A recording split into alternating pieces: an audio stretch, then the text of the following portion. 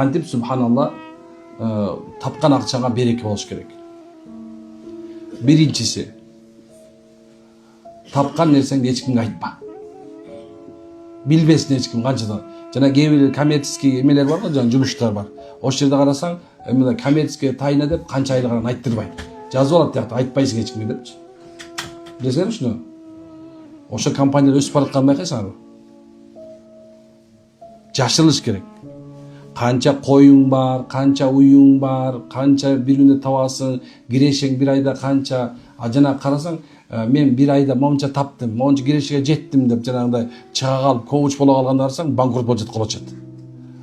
Анан телефондон көрөсүң, карасаң, коуч болуп аткан, бир күн мага келип калат да, эмне болсо иш болбой калды дейт да. Ошо сен болбойт ошо.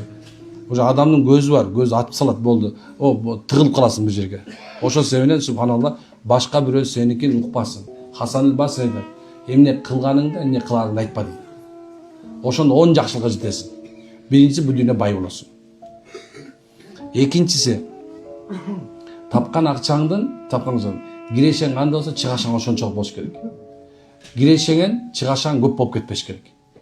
Чүнкү 10 сом тапсаң, 10 сомду мороженое жеп салбаш керек да. 50 тиынына мороженое же, 9 сом 50 тиын кайра эмне ал ишке сал деген сөз. Үчүнчүсү, ар бир таап атканыңды дайыма кылып аткан ишин кеңешип кылгын. Машвара менен кылгын, кеңешип. Анткени кеңешүүнүн аркасында сөз ийгилик бар.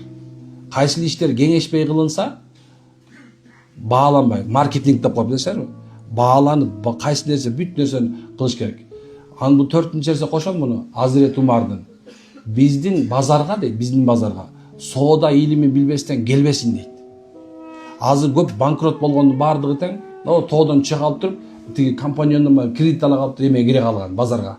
Ал ойлогондо жандагы бирөө 570 тебип атса, ушинтип эле тебе калат экен депчи. Жок, субханалла. Андай болуш мүмкүн эмес. Соода илимин билбестен, жок дегенде финансовый техникум окуп алгыла. Бир колледж окугула жок дегенде. Ошон жок дегенде калькулятор иштеткенди үйрөнүп алгыла. Ошол сооданын илимин билбестен базарга жолобосун. Мына 4 нерсе.